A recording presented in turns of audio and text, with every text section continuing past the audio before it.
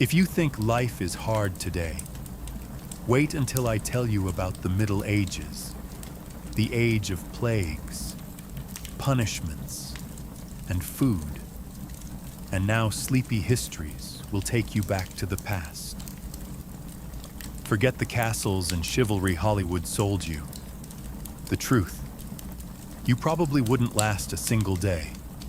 So before you get comfortable, take a moment to like the video and subscribe, but only if you genuinely enjoy what I do here. And let me know in the comments where you're tuning in from and what time it is for you. It's always fascinating to see who's joining us from around the world. Now, dim the lights. Maybe turn on a fan for that soft background hum. And let's ease into tonight's journey together. Congratulations! You've just woken up in the year 1325. The good news? You're alive. The bad news? So are the fleas. Your bed is a half-rotted straw mattress stuffed with bugs and hay that smells like a barn floor. Because it was a barn floor 3 months ago. There's no memory foam, no pillows, and definitely no Egyptian cotton sheets. Just a wool blanket that hasn't been washed since last winter, and now weighs roughly as much as a small cow from the accumulated grime. You blink awake as the church bell clangs in the distance.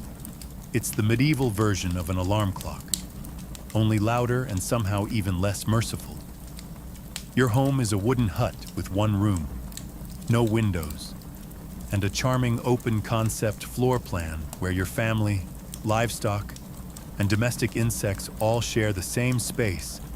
The smell, oh, it's a fragrant symphony, a subtle blend of stale beer, human sweat, goat, and something you pray isn't mold, but know in your soul probably is. Scented candles haven't been invented, and even if they were, they'd just melt on your dirt floor. You try to stretch, but immediately regret it. Because the air is freezing and your joints ache. You're 22 years old, which in medieval terms is roughly middle-aged. Your spine creaks like an old wooden door, and your knees sound like a bag of rocks being shaken by a confused peasant. Getting out of bed is a gamble. The floor is either wet from last night's rain, which leaks through the thatched roof, or crusty from something your neighbor's chicken did. Either way, your bare feet are now part of the ecosystem. Oh, and privacy. What's that? Your entire family, and maybe a random cousin who just never left, are waking up beside you. There's no bedroom, no curtains, no me time.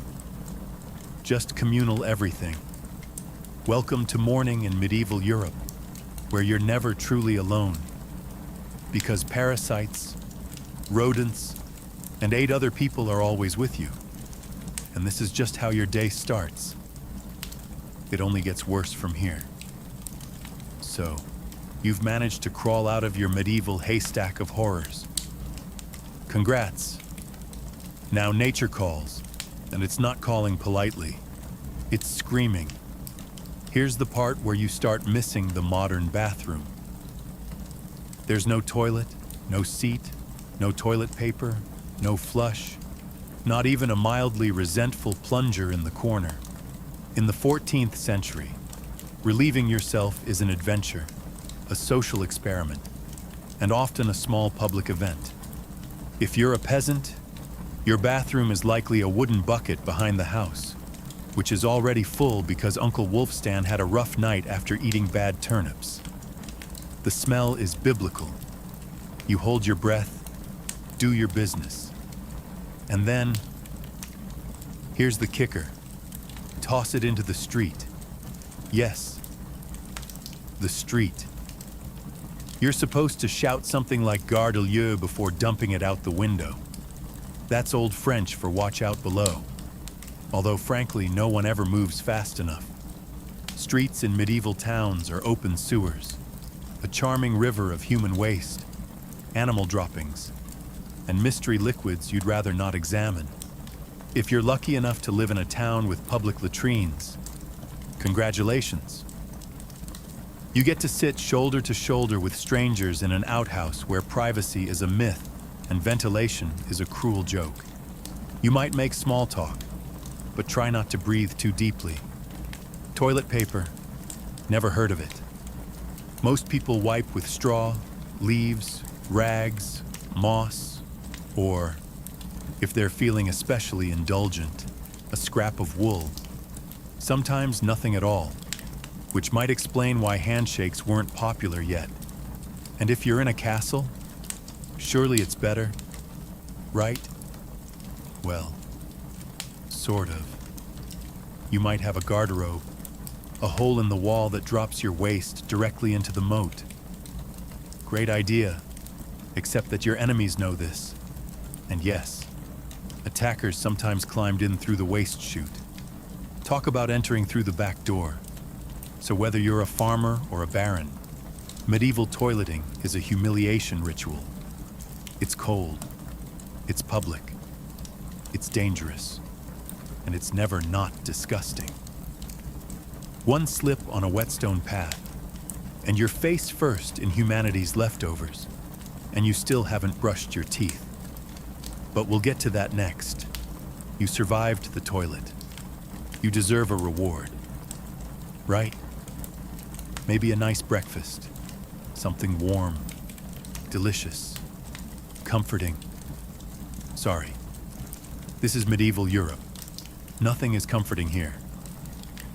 Breakfast, if you can call it that, is a grim affair. There are no eggs, Benedict, no coffee machines sputtering awake, and certainly no avocado toast. You sit down, or squat near the fire, to a wooden bowl of something that looks like it was scraped off a muddy boot. Welcome to your daily ration of pottage. Pottage is a thick, gloopy stew made of whatever you can find. Grains, root vegetables, maybe a few beans if you're lucky. It's been simmering in the same pot for days, sometimes weeks, and new ingredients are just dumped on top of the old ones. It's less of a recipe and more of an ongoing edible experiment. On the side, a hunk of bread so hard it could deflect arrows. It's made from coarse rye or barley flour, often bulked up with sawdust, ground up acorns, or other creative ingredients, because wheat is a rich man's fantasy. This loaf is not your friend. You don't slice it. You negotiate with it. What about drinks? You're not sipping orange juice or an oat milk latte. You're drinking beer. Yes, beer at 6 a.m. Why? Because the water is teeming with parasites and filth. So you start your day with weak ale, low alcohol, high survivability. Kids drink it too. No one's happy about it, but at least it won't kill you. Immediately. Want some meat or cheese? Dream on. That's for Sundays and Saints' feast days, and only if your lord is feeling generous. Most peasants don't eat meat more than a few times a year. As for fresh fruit, only when it's in season and not already fermented into wine. And don't even think about spices unless you're royalty. A pinch of pepper costs more than your monthly wages. Salt is valuable enough to be locked away. So you chew your gritty bread, gulp your medieval beer, and try not to think about the rat that may have nibbled your porridge in the night. Breakfast doesn't energize you. It just happens to you. And now that you're properly underfed, it's time to work like your life depends on it. Because it absolutely does. So you've eaten your sad medieval breakfast, and now it's time to get dressed. Not that it'll help. Your wardrobe consists of exactly one outfit. One. It's a rough wool tunic or linen shift that you've worn every day for months, possibly years. There's no such thing as seasonal fashion. There's just, wear this until it disintegrates or gives you a fungal infection. Underwear, optional. If you're lucky, maybe a linen under tunic. If you're not, well, you're going commando under layers of scratchy, sweaty wool, all lovingly stitched together by someone who probably had no idea what a seam was supposed to look like. There's also no washing machine, no soap, and absolutely no dry cleaner in sight. So your clothes are stained, stiff, and scented like a compost pile that's been left to marinate in a pigsty. Even if you wanted to wash them, it's not easy. You'd have to haul water from a river, or, well, heat it over a fire, scrub your tunic on a board with ashes or lye, and hang it in the sun, which is out approximately 3 days a year. And don't get me started on shoes. If you own any, they're made of untreated leather, barely stitched together, and offer as much arch support as a banana peel. Most peasants just go barefoot, through mud, through dung, through medieval landmines, aka sharp rocks and disease puddles. All this means one thing: your skin hates you. You itch constantly. Fleas, lice, and bed bugs live rent-free on your body. Everyone has them. Nobles, lousy, monks, itchy, children, walking insect farms. No one escapes. You'll be scratching your armpit with a wooden spoon while chatting with the local priest, and no one will even bat an eye. Your skin is raw from rubbing, your scalp a battlefield of bites. And if you develop a rash, well, too bad. There's no dermatologist, no hydrocortisone, no one to tell you it's probably scabies. You just keep on suffering, and if you're lucky enough to not get an infection, great. That rash will simply accompany you for the next 6 months like an unwanted medieval sidekick. Now that you're dressed in misery and wrapped in discomfort, it's time to head outside and start working yourself to death. Now that you're fully dressed in itches and damp wool, it's time to flash that morning smile. Except you don't. Because in the Middle Ages, smiling is a dangerous game.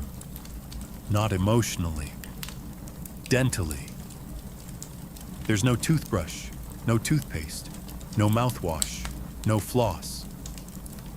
The concept of oral hygiene is about as popular as bathing, which is to say, not very. Some people might chew on a twig or rinse with wine or vinegar, but for the most part, your teeth are on their own, and they're not doing well. By the time you hit your mid-20s, your smile looks like something pulled from a haunted crypt. Cavities are rampant, gums are swollen, and those aren't just food stains on your teeth. That's decay. You have more rot in your mouth than a medieval root cellar. Sugar, while not yet everywhere, is becoming more common among the rich, imported at great cost, mostly used in small cakes or to show off wealth. If you're a noble, congratulations. You get to rot your teeth faster than the peasants. If you're poor, you'll do it slowly over time with fermented bread, gritty porridge, and years of hard chewing. Toothaches. Get used to them. They're like medieval weather, always there in the background. The kind of pain that makes you consider praying, drinking, or pulling the tooth out yourself with a pair of pliers. And that's not a joke. That was the actual treatment. Dentists didn't really exist, but barber surgeons did. Yes. The same guy who cuts your hair is also pulling your molars out by candlelight with an iron hook and zero anesthesia. Infected tooth. Hope you like fevers, because without antibiotics, it can easily turn into sepsis and kill you. From a toothache.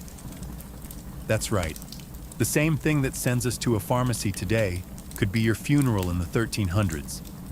And there's no relief on the social front either. Kissing, good luck, halitosis, bad breath is everywhere. If you're single, you're not judged by your smile.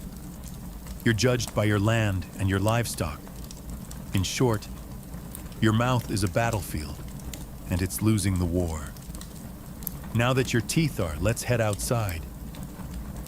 Because your real job, the one that will break your back, is just getting started. Time to head to work. Except there's no office, no desk, no coffee break, and no chance of promotion.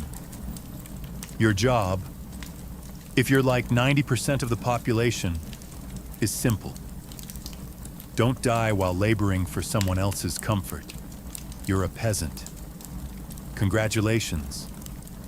That means you work the land that belongs to a lord who probably doesn't remember your name. You rise with the sun and stop only when it disappears behind the trees. Your tools, a wooden hoe, a rusty sickle, and whatever bones are still intact in your body. There's no weekend. There's no clocking out. There's only sunrise to sunset, 6 days a week. Sunday is off, but only if you're not harvesting, fighting off raiders, or praying feverishly for your infected toe to stop turning black. The work is brutal. Fields are plowed by hand or with oxen, if you're rich enough to afford one. You dig ditches, sow seeds, pull weeds, and carry water until your spine begins to resemble the letter S. No one cares if you're tired. No one's asking how your mental health is doing. If you're a woman, surprise. You don't just do field work. You also care for children, clean, cook, spin wool, feed animals, and pretend your husband's lice infestation isn't slowly migrating to your side of the bed. Children. They start helping out around age 5. No school, no toys, just a tiny wooden rake and a dream of one day not dying of the flu. And if you're one of the few who isn't a farmer, maybe you're a blacksmith, a tanner, or a cooper. Great. You still work with fire, chemicals, or animal guts all day in poorly ventilated sheds. The pay, basically survival. The perks, occasional bleeding, break a bone. Too bad. Get a fever, drink some warm beer, and keep going. You can't afford to stop. Not even for a day. Because if you don't work, you don't eat. And if you don't eat, well, medieval Europe has a solution for that. It's called being replaced. So you grip your shovel, ignore the blisters, and keep digging. Because in the Middle Ages, your job isn't a career. It's a slow-motion endurance test. Now that your back is on fire from laboring in the fields, let's talk about the weather. Because in the Middle Ages, temperature is less about seasons and more about ongoing punishment from the sky. Let's start with winter. There's no insulation, no central heating, and no weatherproofing. Just wooden walls with gaps you could throw a chicken through. Your windows, covered with cloth, not glass. The fire in the hearth. Nice in theory, but you don't have enough firewood to keep it going. Because wood is expensive, and gathering it from the forest is sometimes illegal. Yes, you can be executed for picking up the wrong stick from the wrong forest.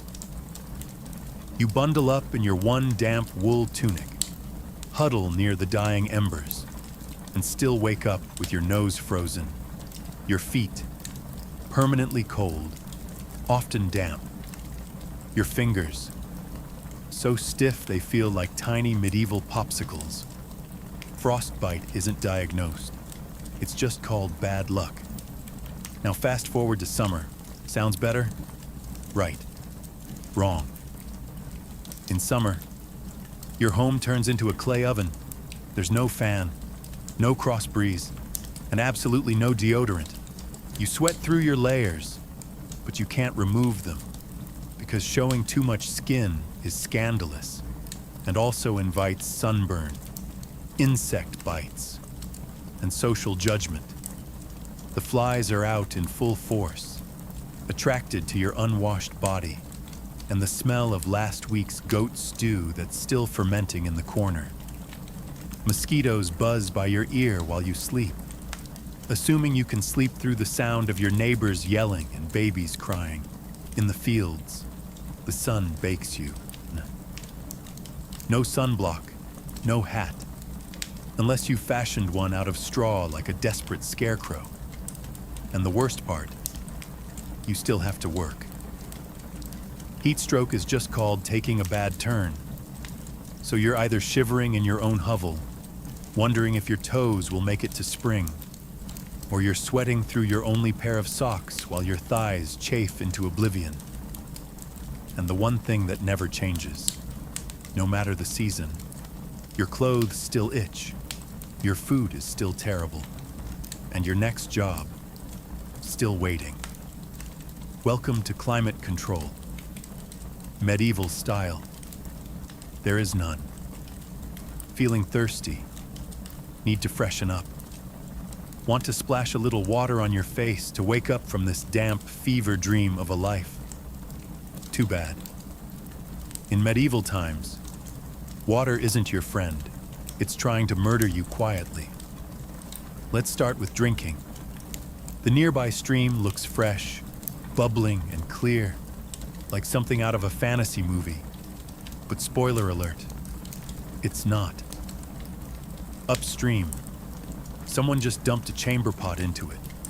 And if not that, then a dead pig is probably decomposing in it. Parasites, bacteria, and the entire microbial army of medieval Europe are waiting in every sip. That's why people drank beer. Yes, beer. Even children. But before you imagine medieval kids doing keg stands, understand that it was small beer. Weak in alcohol. Strong in survival. Brewing boiled the water, so it was safer than whatever flowed through the town ditch. Wine was another option, if you were rich enough to afford it, and unconcerned with functioning properly before noon. What about bathing? Surely water was used for cleaning. In theory, yes. In practice, absolutely not. See, back then, people believed bathing actually opened your pores and let the disease in. That's right. Washing yourself was considered medically risky. You were cleaner, apparently, if you never removed the protective layer of filth caked onto your skin. Communal bathhouses did exist, but they quickly gained reputations as places for gossip, scandal, and sometimes full-on medieval extracurriculars. So naturally, the church got involved and shut many down. Even if you did want to bathe, it was a full production. You'd need to fetch water from the well, boil it over a fire, fill a wooden tub that leaked, and then pray no one else in the house used it before you. Or worse, after, and rainwater. Collected in open barrels where birds poop, insects breed, and moss thrives. Sounds refreshing, doesn't it? So whether it's going in your mouth, on your body, or onto your crops, water in the Middle Ages is less of a life source and more of a gamble. One wrong gulp and you're spending your final days sweating in a straw bed, clutching your stomach, and contemplating all your life choices. Next time you sip tap water, raise a glass for our ancestors. They didn't have the luxury of hydration without hazard. So you drank the water. Or maybe you didn't. Maybe you just stubbed your toe on a rock shaped like disappointment. Either way, you're sick. You need help. You need a doctor. Too bad you live in the light torture with a theology degree. Let's start with the diagnosis. Everything wrong with you, whether it's a cough, rash, broken bone, or the creeping plague is caused by your humors being out of balance. The four humors were blood, phlegm, yellow bile, and black bile. According to medieval science, your health depends on keeping them balanced, like some sort of internal soup. Got a fever? Too much blood? The answer: bloodletting. That's right. Let's drain your life force into a bowl using a dull blade or a hungry leech. And yes, barbers were often the ones doing it. Imagine getting a haircut and a hemoglobin extraction in one sitting. 2 for 1 baby. Feeling sad or anxious? That's clearly an excess of black bile. The cure: laxatives. Maybe a warm herbal purge. Or just prayers and a cold compress while everyone avoids eye contact with you and starts carving your coffin. Now, if you break a bone or get a nasty wound, you're in real trouble. There's no anesthesia, unless you count passing out from pain. Surgery is done with knives that haven't been cleaned since the Crusades. Tools are heated over fire not for sterilization, but because they just look scarier that way. Antibiotics, centuries away. Germ theory, not invented yet. They think disease comes from bad air or God being annoyed with your moral failings.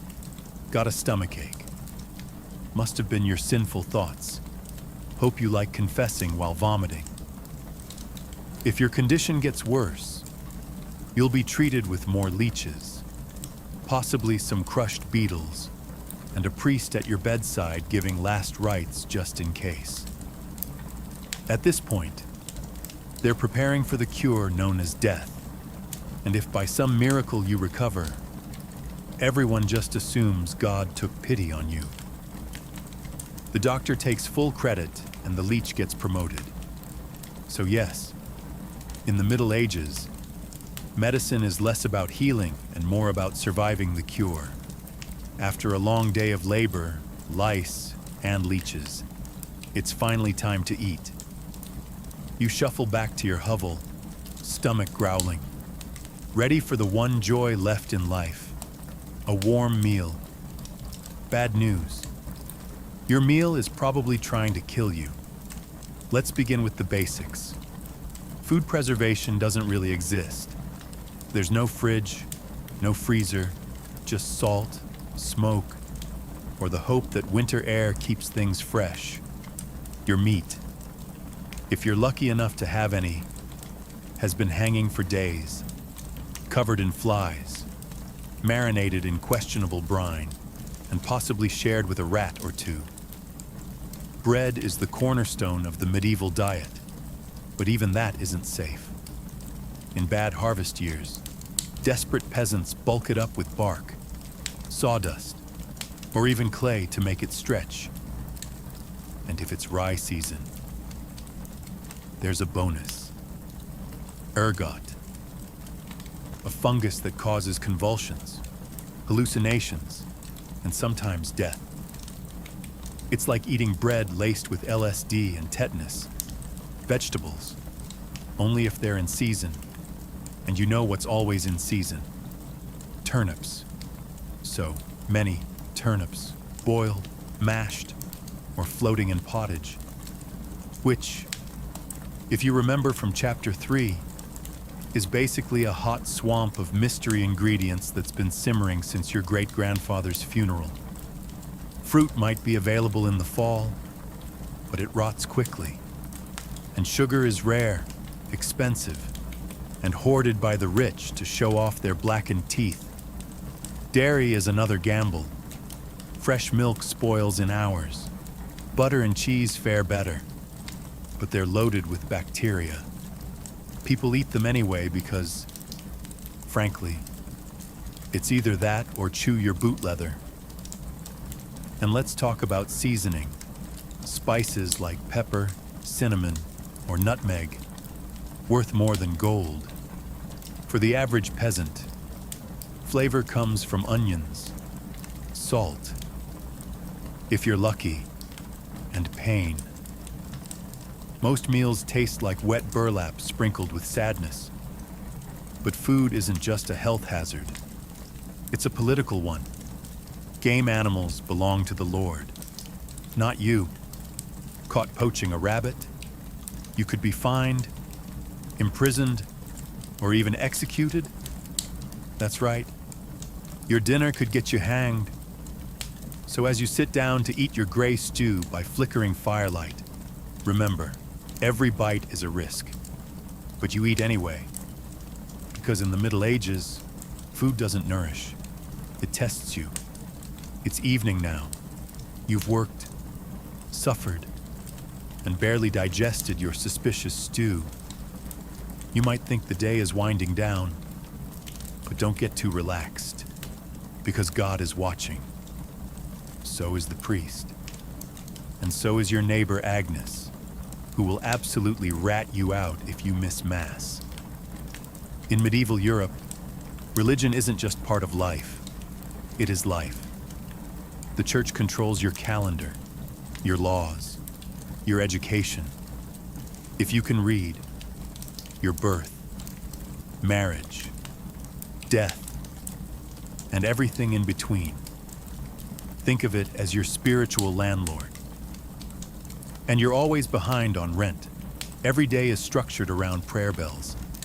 The town church bell rings in the morning, noon, and night. Not because people need reminders, but because missing prayer is a sin. Forget to bow. Sin. Eat meat on a Friday. Sin. Think about your neighbors in that one dream. Double sin. And yes, hell is very real. Vividly real. Priests describe it in glorious detail. Rivers of fire, lakes of boiling blood, demons with pitchforks, and eternal wailing. If the plague doesn't scare you, eternal damnation definitely will. You can't read the Bible yourself because it's written in Latin, a language reserved for monks, clergy, and that one noble kid who's too good for dirt. You rely on the church to interpret everything for you. That means if the priest says your crop failure is because you didn't pray hard enough, well, time to kneel harder. Tithes, a tenth of everything you own, are mandatory. If you grow wheat, you give wheat. If you raise chickens, you give eggs. If you have nothing, congratulations. You're spiritually bankrupt and financially doomed. Holidays, they're holy days, dozens of them. And while they offer breaks from labor, they're not for fun. They're for attending Mass, fasting, confessing sins, and reminding yourself that joy is a dangerous indulgence. Questioning the church is dangerous. Heretics are burned. Witches are drowned. Blasphemers are flogged. And skeptics are quickly reformed. So you go through the motions. You chant. You bow. You pray that your soul, after enduring this dirt-covered life, might finally land in paradise, assuming the priest likes you. Because in the Middle Ages, God may be merciful, but the church, not so much. If you thought being a medieval peasant was rough, try doing it as a woman. All the filth, famine, and fear, plus childbirth, subservience, and social invisibility. In the Middle Ages, being a woman is like being on hard mode, with no health potions and no restart button. From birth, a girl's life path is pretty much locked in. Marry young, bear children, serve your husband, die tired. Education, not likely, unless you're from a noble family and sent to a convent. Your intellectual development stops around the time you learn how to churn butter and patch a tunic. Marriage happens early, really early. It's not weird to be betrothed at 12 and pregnant by 14. It's not about love. It's about land, livestock, and alliances. Your opinion, not required. Once married, you're basically your husband's property. Your job is to produce heirs, feed everyone, keep the house running, and not complain. Because complaining might get you branded a nag, or worse, a witch. That label comes with a complimentary drowning or burning, depending on local fashion. Childbirth is a death lottery. There's no prenatal care, no sterile tools, no anesthesia. Midwives do their best, but even minor complications can mean death for the mother, the child, or both. Some women survive 10 pregnancies. Many don't survive 2. But don't worry. Once the baby is out, your work increases. Now you have a screaming infant in a lice-ridden hut, and you're expected to nurse, cook, clean, and still help in the fields. You don't get a break. You are the break for everyone else. If you're unmarried, you're suspicious. If you're widowed, vulnerable. If you're outspoken, dangerous. Women who didn't conform were often accused of witchcraft, especially if they had herbal knowledge, a strong personality, or just looked at someone funny on a rainy Tuesday. Even in the church, your role is limited. Nuns lived under strict rules. No speaking without permission, no freedom of movement, and your spiritual worth always ranked below men. In short, if you're a woman in the Middle Ages, you're expected to endure, obey, reproduce, and suffer in silence. Ideally while smiling, because even in a time of universal suffering, women were somehow expected to suffer gracefully. So far, you've battled filth, starvation, social injustice, and possibly a goat. But just when you think your day can't get any worse, here comes violence, loud, bloody, and often completely acceptable by medieval standards. Let's be clear. The Middle Ages were not peaceful. The idea of law and order mostly meant hope the local lord isn't in a bad mood. Violence is everywhere. In the home, in the streets, on the battlefield, in church disputes, and sometimes in line at the communal bread oven. Crime is common, punishment is brutal, and justice is more performance art than protection. Steal a loaf of bread, you could lose a hand, accused of lying. Your tongue might get pierced, gossip too much. Meet the scold's bridle, a metal mask strapped to your head with a bar in your mouth. For correction, of course. Let's say you're accused of something serious. Heresy, theft, witchcraft. How do you prove your innocence? By being tortured. Obviously. Welcome to trial by ordeal. One version, you stick your hand in boiling water to retrieve a stone. If it heals without infection in 3 days, you're innocent. If not, you're guilty. Another option, you're tossed into a river. If you sink, you're innocent and probably dead. If you float, you're guilty and will be punished anyway. It's like a medieval game show where the prize is survival and the actively rooting against you. And if you're sentenced to death, that's a public event. Executions are performed in front of cheering crowds. Hangings, beheadings, burnings. Sometimes people bring snacks.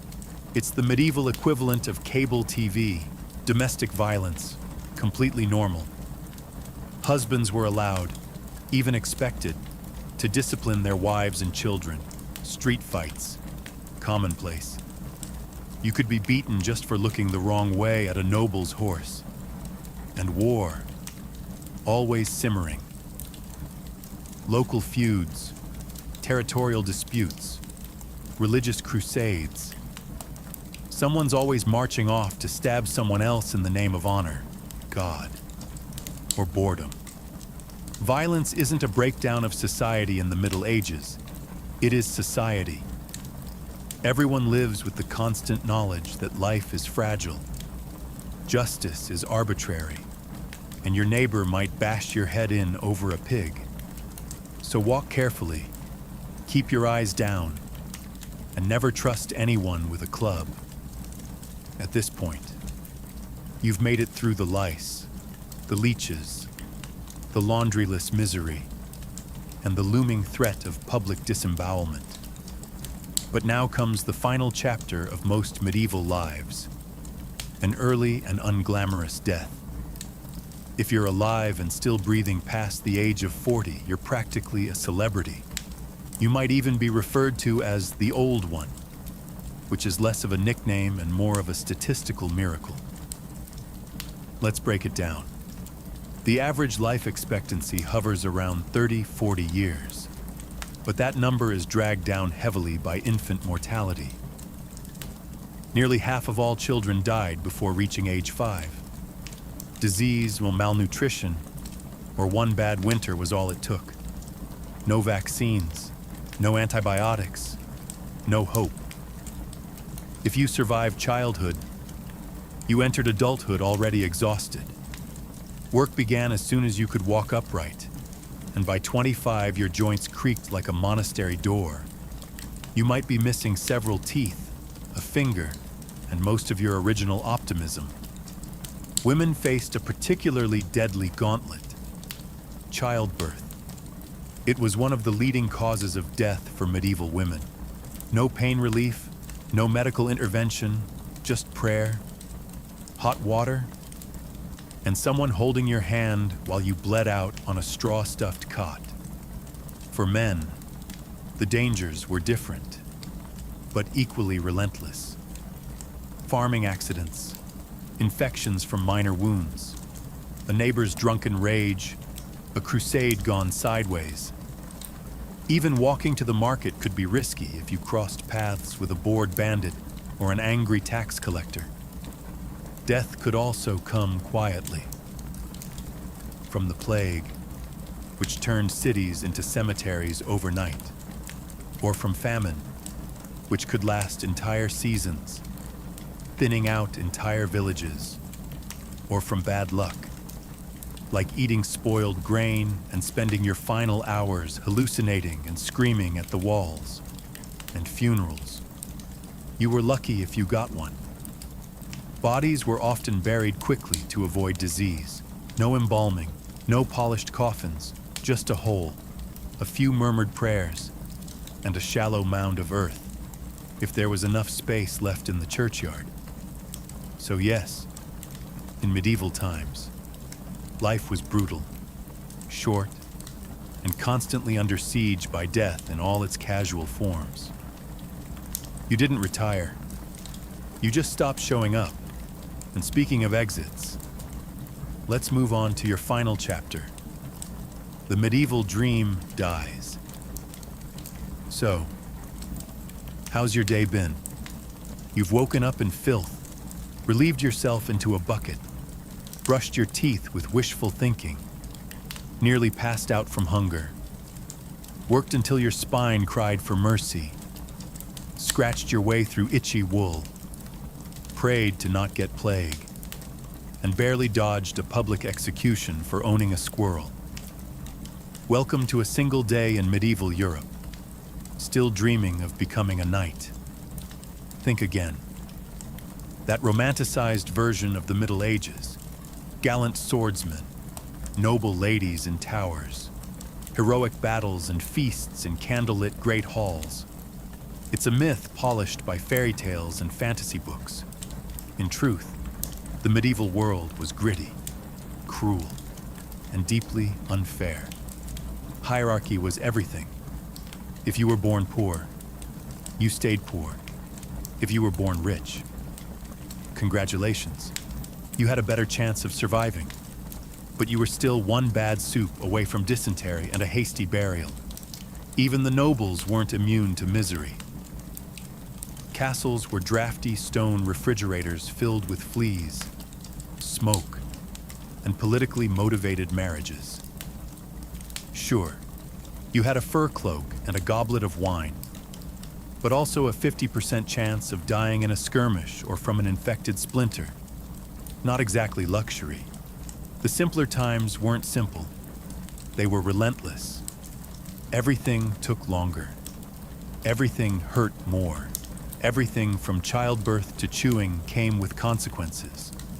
Life was survival, not leisure. And if you did find a quiet moment to think, to dream, to imagine something better, there wasn't much you could do with it. No upward mobility, no modern medicine, no internet to Google. What's this weird rash? You lived, suffered, worked, and died within a 10-mile radius of where you were born. But here's the wildest part. Through all of this, people still laughed, sang songs, told stories, fell in love, and found meaning. Not because life was easy, but because humans are stubborn like that. Even in the darkest chapters, they made space for light. So tonight, when you slip into your clean bed with indoor plumbing, antibiotics, and central heating, maybe say a quiet thank you to the modern world and to your ancestors who fought rats, famine, and feudalism, so you wouldn't have to. Long before she was Catherine the Great, Empress of all Russia, mistress of reform, and icon of ambition, she was simply Sophie, born Sophie Friederike Augusta von Anhalt-Zerbst in 1729. She was the daughter of a relatively obscure German princely family. Her tiny duchy in Pomerania offered little in terms of power, but Sophie herself, she had something no title could provide: razor-sharp intelligence, relentless charm, and a quiet, burning hunger for greatness. Her upbringing was strict. Her mother Johanna was cold and calculating, not a warm, nurturing figure, but a social climber obsessed with status. Sophie's father, a Prussian officer, was more distant than disciplinary. From a young age, Sophie learned to walk the fine line between obedience and cunning. She read voraciously, spoke multiple languages, and learned how to observe a room before speaking in it. Skills that would soon become survival tools in one of Europe's most brutal courts. When the Russian Empress, Elizabeth Petrovna, began searching for a wife for her heir, Grand Duke Peter, she looked beyond Russia's borders. Peter himself was of German descent, and Empress Elizabeth believed a foreign bride, pliable and grateful, would be easier to control. Sophie fit the bill perfectly. Noble blood, Lutheran faith, which she'd be forced to abandon, and a reputation for both grace and humility. At just 14 years old, Sophie was summoned to Russia. She arrived in the freezing capital of St. Petersburg in 1744 wearing thin German fabrics and a diplomatic smile. Her mother pushed her forward like a chess piece. Sophie, however, had her own game in mind. To become acceptable in Russian society, she converted to Orthodoxy, taking the name Ekaterina Alexeyevna, Catherine. The ceremony was public, symbolic, and life-altering. She wasn't just changing religions, she was burning the bridge behind her, stepping into a foreign empire with no way back. No one watching that quiet teenage girl in a fur-trimmed coat could have predicted what would come next. Betrayal, revolution, enlightenment, and empire. But from the moment Sophie stepped foot in the Russian court, she stopped being a pawn and began planning how to become a queen. Catherine's marriage to Grand Duke Peter was meant to secure her place in Russian royalty. But from the very beginning, it felt more like a cage than a crown. Peter, heir to the Russian throne, was not the dashing prince of fairy tales. Awkward, immature, and obsessed with toy soldiers. He was far more interested in playing war games in his chambers than governing an empire or showing affection to his new wife. Some accounts even suggest he refused to consummate the marriage for years. He idolized Frederick the Great of Prussia and resented the Russian court that had adopted him. In contrast, Catherine embraced Russia with a fierce determination. She learned the language, studied its history, and memorized Orthodox rituals. She wanted to belong. Peter wanted to escape. This mismatch wasn't just emotional, it was political. The Russian court was a viper's nest of gossip, paranoia, and brutal power games. Empress Elizabeth still ruled with absolute authority. But her health was in decline. Everyone knew a transition was coming, and everyone had an agenda. Catherine was watched constantly. Her letters were read, her friendships monitored, and her every move scrutinized. She couldn't trust her husband, her mother, who was still whispering in her ear on behalf of foreign interests, or even her servants. In this world, alliances could turn into accusations overnight. But Catherine was no fool. She learned to play the court's games quietly, cultivating allies in the shadows. She charmed military officers, made friends with scholars, and developed a reputation for dignity and restraint.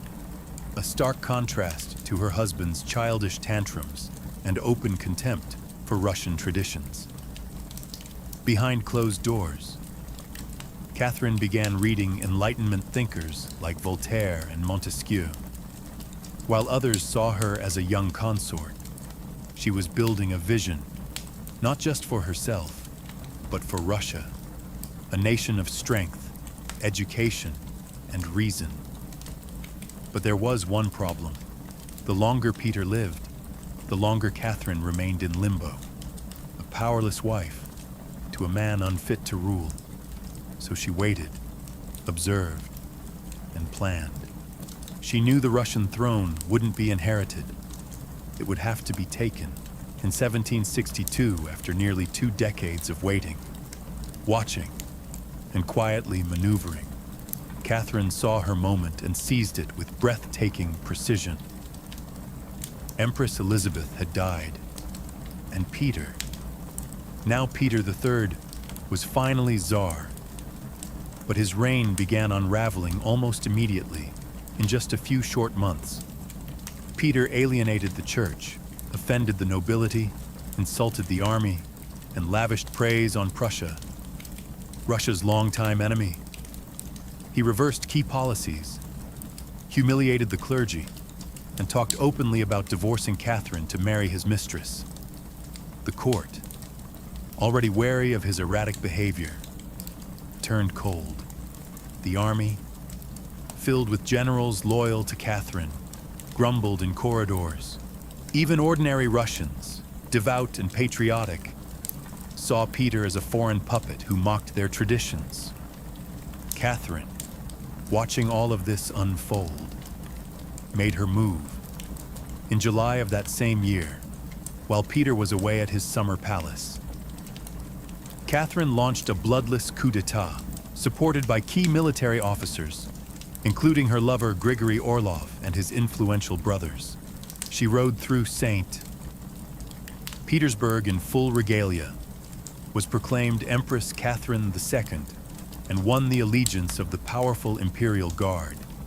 Peter, caught off guard and without allies, surrendered within days. He was taken into custody, and shortly after found dead under mysterious circumstances.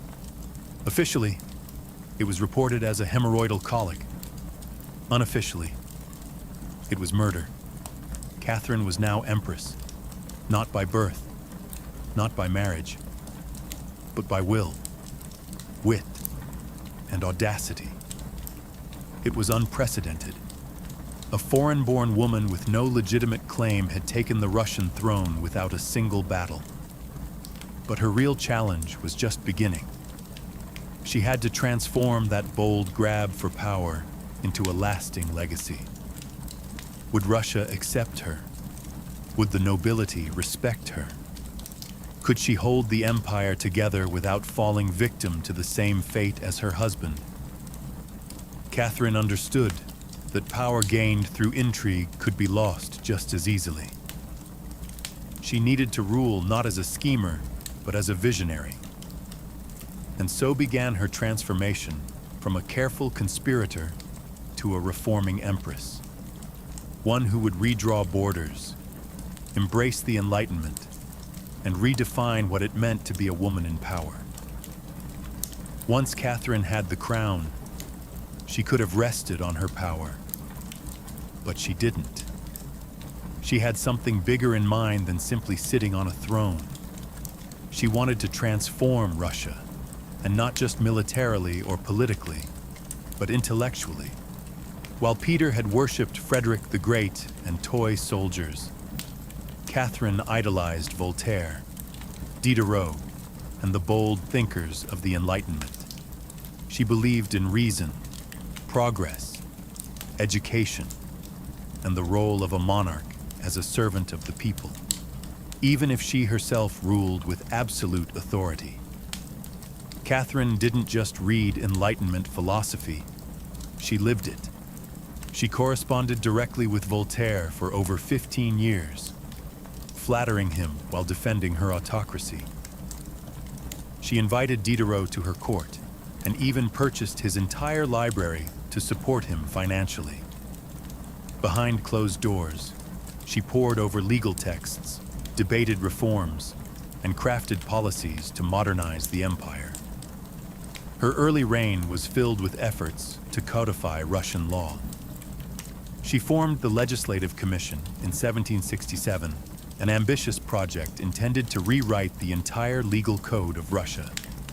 Catherine's own nakaz, or instruction, was a political manifesto in disguise, one that spoke of equality before the law, the dangers of torture, and the responsibility of rulers to serve the common good. For an empress in 18th century Russia, it was radical. But Enlightenment ideals had to survive the realities of Russia, a vast, feudal, deeply conservative land ruled by nobles who liked their serfs exactly where they were, beneath them. Catherine knew this. While she advocated reform, she moved carefully. She abolished some forms of torture, expanded access to secular education, and built schools and libraries. But she also reaffirmed the nobility's control over their serfs to keep them loyal. This was Catherine's balancing act, a philosopher queen in public, a practical empress in private. She walked a tightrope between ideology and survival, between the shining salons of Paris and the gritty politics of Moscow. Her vision for Russia was bold, but always calculated. In many ways, Catherine wasn't trying to make Russia European. She was trying to make Russia modern on her terms, and that meant reform. Yes, but with an iron hand in a velvet glove. Catherine wasn't content with reforming Russia from within. She wanted to expand it outward, to make it an empire worthy of fear, admiration, and envy. Where Peter the Great had opened a window to the west, Catherine aimed to knock down the walls. Under her leadership, Russia's borders stretched wider than ever before. She waged wars not just to defend her crown, but to reshape the map of Europe. One of her most significant campaigns was against the Ottoman Empire. These wars, fought in waves throughout the 1760s and 1770s, weren't just about territory. They were about influence. Catherine saw herself as the liberator of Orthodox Christians living under Muslim rule, and as the rightful protector of Eastern Europe, Under generals like Alexander Suvorov and Grigory Potemkin, Russia captured key regions including Crimea, the northern coast of the Black Sea, and access to warm water ports, something Russian czars had coveted for generations. These victories weren't just military, they were symbolic. With each conquest, Catherine sent a message. Russia was no longer the distant, backward cousin of Europe. It was a continental force. She also turned her gaze westward. In a series of deals and diplomatic maneuvers, Catherine participated in the partitions of Poland, carving up the struggling Polish-Lithuanian Commonwealth, along with Austria and Prussia. By the end of the Third Partition in 1795, Poland was erased from the map, and Russia claimed vast new lands and millions of new subjects. But Catherine didn't just conquer with armies. She also colonized with ideas. New cities were built. Trade routes were expanded. German settlers were invited to cultivate Russian farmland. The empire became a mosaic from the icy Baltic to the sun-drenched shores of the Black Sea. And through it all, Catherine remained the central force, reading reports, issuing orders, and personally overseeing the shape of her expanding empire. Critics would accuse her of being power-hungry, even imperialistic. But to Catherine, expansion wasn't ambition, it was destiny. A great ruler, she believed, was measured not just by ideas, but by borders. She didn't just want to rule Russia. She wanted to remake it as a civilized empire, feared by its enemies, respected by its peers, and loyal to her alone. For all her brilliance and power, Catherine the Great was just as famous for what went on behind palace doors. And no, not all of it was whispered in libraries. Catherine's private life became one of the most talked about aspects of her reign. She had lovers, not just one or two, but a carefully curated parade of them, many decades younger, often handsome, and sometimes politically influential. She didn't hide them. In fact, she often rewarded them with titles, estates, and pensions, if they behaved well. If not, they were quietly dismissed, sometimes with a polite thank you and a promotion. Among the most important of these lovers was Grigory Potemkin, a man as brilliant as he was bold. Their relationship blurred the lines between romance, politics, and partnership. Some historians believe they may have even married in secret. Together they shaped military campaigns, colonization projects, and the transformation of southern Russia. Potemkin wasn't just a lover, he was her co-ruler in many ways. Still, Europe couldn't look past the scandal. Gossip swirled. Satirical pamphlets painted her as lustful, insatiable, even unhinged. And after her death, the rumors only got worse. The most infamous being the completely false and grotesque tale involving a horse, spread by her enemies to smear her legacy. But why the obsession? Simple. Catherine was a woman who wielded power unapologetically, and in a world where female rulers were expected to be either saintly virgins or tragic figures, she refused to play the role. She lived, loved, and ruled on her own terms, and that made her dangerous. Ironically, while her critics painted her as immoral, Catherine herself was deeply philosophical about love and sexuality. She believed pleasure was a natural part of life, and that personal relationships didn't have to threaten public responsibility. She separated emotion from governance, a feat few male rulers managed. In reality, her liaisons were often strategic. She surrounded herself with men who were loyal, capable, and politically useful, and when they ceased to be, she let them go, usually with a smile and a generous retirement. Catherine's love life didn't weaken her rule. It was part of her strategy, a blend of passion and power that made her unforgettable, envied and feared for all her charisma and control. Catherine's reign was not without peril, and in 1773 that peril came in the form of a bearded Cossack named Yemelyan Pugachev. He was no ordinary rebel.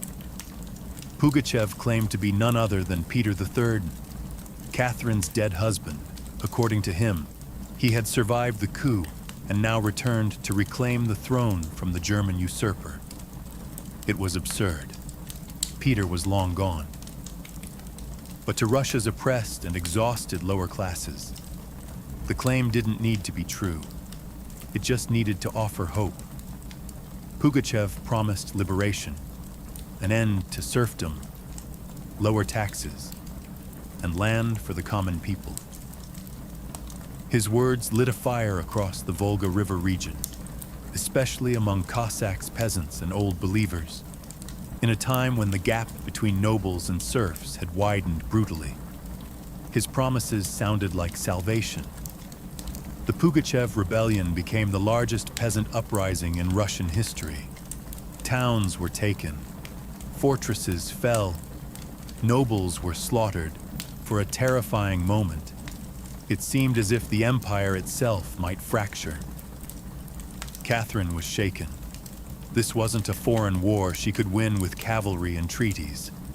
This was a revolt from within, her own people, rising against the system she ruled. But Catherine didn't panic. She acted. She dispatched professional military forces to crush the rebellion, ruthlessly. Pugachev's forces were defeated in 1794. He was captured, displayed in an iron cage, and eventually beheaded in Moscow, a public warning to all who dared follow. Afterward, Catherine doubled down on order and control. Her dreams of liberating the serfs quietly faded into silence. The rebellion had shown her the limits of enlightenment in a country still shackled by feudalism. She now leaned harder on the nobility, who offered loyalty in exchange for absolute control over their serfs. This was a turning point. The Empress, who once quoted Voltaire, now prioritized stability over philosophy. Reform became cautious. Surveillance increased. Rebellion, even whispered, was to be stomped out before it had breath. Pugachev may have lost his head, but he left behind a warning that haunted Catherine. That power built on inequality could only hold so long before the storm came crashing through. By the time Catherine the Great approached the final years of her life, she had ruled Russia for over 3 decades, longer than any female ruler in Russian history.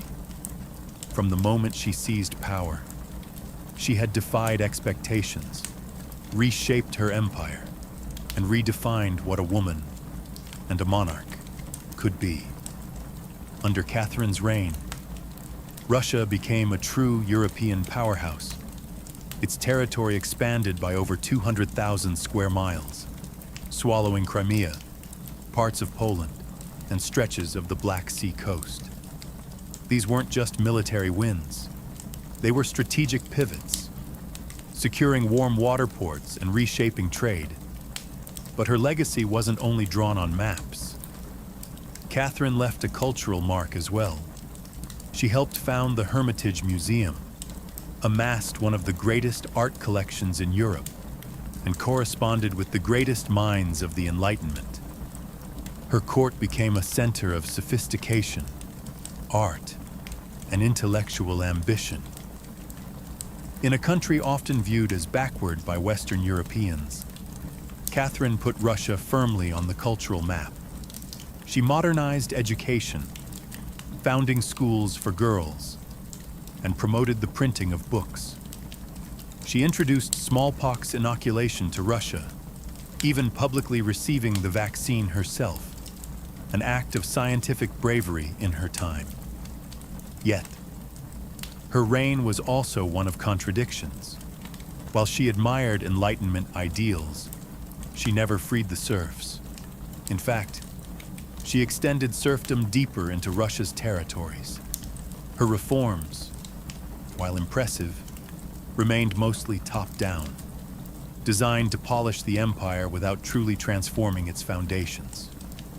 Still, Catherine's rule brought stability and ambition. She understood that power was not inherited.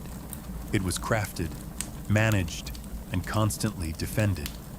She ruled not by divine right, but by force of will, political brilliance, and relentless calculation. She was called many things: a usurper, a tyrant, a reformer, a seductress. But above all, she was effective. When she died in 1796, Russia was wealthier, larger, and more formidable than it had been in centuries. She left behind a throne secure, an empire expanded, and a legend that would endure for centuries. Catherine didn't just reign, she ruled with intellect, strategy, and an unapologetic grip on history. And in doing so, she became more than an empress. She became a myth. For all her power, expansion, and enduring legacy, Catherine the Great was still at her core, a woman navigating a man's world and reshaping it in her image. Behind the imperial portraits and state decrees was someone deeply aware of how precarious her position was. She was not born Russian. She came to the throne through a coup. She ruled an empire that didn't want a woman in charge. And yet she not only endured, she thrived. Catherine was never content to be ornamental. She read constantly, wrote endlessly, and never stopped learning. Her daily schedule was intense. Hours of reading reports, corresponding with foreign powers, editing state papers, and managing a court filled with rival factions. She wasn't content to simply sit on the throne. She worked the throne like a stateswoman born to it. She was also, in many ways, lonely. She surrounded herself with courtiers, lovers, and artists, yet wrote in her memoirs of how few people she could truly trust. Her son Paul, whom she distrusted and kept away from state matters, grew into a man she feared would undo all her progress. Her greatest emotional partnership with Grigory Potemkin faded into deep friendship. But his death in 1791 left a wound that never truly healed. Catherine crafted her image carefully. She understood the power of narrative and wielded it better than most monarchs of her age. She posed as Mother of Russia, enlightened monarch, warrior empress, and lover of the arts. But beneath those roles was a woman who had endured rejection, betrayal, scandal, and rebellion, and kept going. When she died in 1796, she left behind an empire transformed, but also questions. Could she have done more to end serfdom? Were her Enlightenment ideals compromised by politics? Was she more reformer or ruler? History remembers her by the title she never gave herself, the Great. It wasn't because she was flawless, or kind, or just.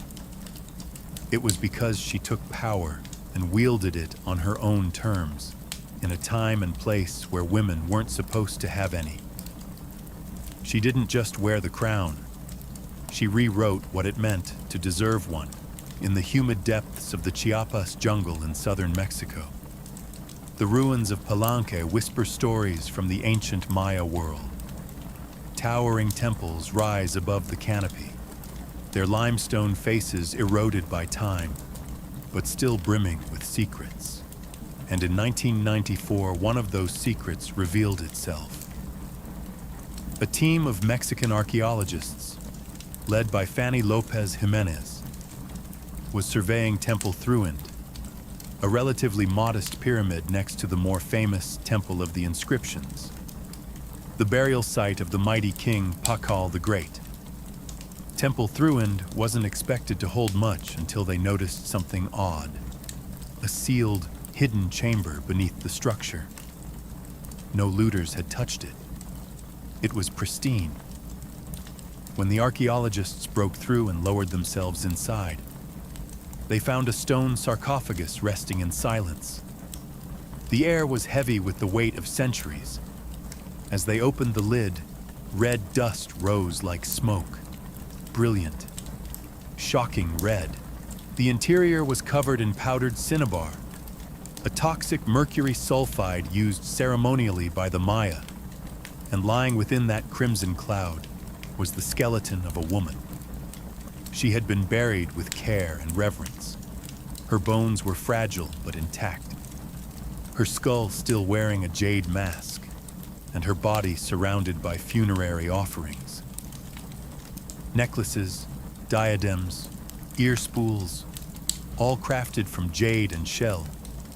Everything about the burial screamed royalty, yet no name was inscribed. No glyphs identified her. It was one of the richest female burials ever found in Mesoamerica. And yet, it was a total enigma. Why was she buried in red powder? Who was she? Was she a queen, a priestess, or perhaps even Pakal's wife? The researchers called her the Red Queen, and the name stuck. But even with modern forensics, they couldn't say for sure who she was. Only that she had lived around the 7th century, during the golden age of Polans. Unlike most Maya tombs, hers had been hidden, untouched, and purposefully isolated. Her burial wasn't just ceremonial, it was spiritual. This woman wasn't meant to be remembered with words. She was meant to be remembered through ritual, through color, and through the mystery she left behind. The most haunting feature of the Red Queen's tomb wasn't her jade jewelry or the silence of the sealed chamber. It was the red dust. A thick layer of powdered cinnabar covered everything. The sarcophagus, the walls, her bones, even the offerings around her. It clung like blood to stone. To the Maya, this was no accident. Cinnabar, made from crushed mercury sulfide, was one of the most sacred and dangerous substances in the ancient world. Its vibrant red color wasn't just visually striking. It symbolized blood, rebirth, and the life force that connected the human and divine realms. Red was sacred. It was the color of sunrise, of sacrifice, of life emerging from death. And it wasn't just symbolic, it was spiritual. Covering the dead in cinnabar was a ritual meant to transform the body, preserving it not for eternity, but for transition. In Maya belief, death wasn't the end. It was a passage, a crossing into another cosmic layer. And so the Red Queen, whoever she was being prepared not just for burial, but for deification. But there's another layer to this. Cinnabar is toxic. Repeated exposure can lead to mercury poisoning, tremors, hallucinations, even death. The Maya likely didn't understand the chemistry, but they felt its potency. It was volatile, powerful, dangerous. To bathe a corpse in it was to declare, this person was no ordinary mortal. In Palenque, very few were buried with cinnabar. Pakal the Great, the mighty king whose pyramid dominates the site, was one. His body, like hers, was also saturated in the red powder. That detail alone drew speculation. Was the Red Queen his wife, his mother, or someone of equal divine status? Her skull had been placed on a layer of jaguar skin, another sacred symbol. Around her, bone needles, obsidian blades, and miniature jade figurines hinted at rituals performed either during her life or in her honor at death.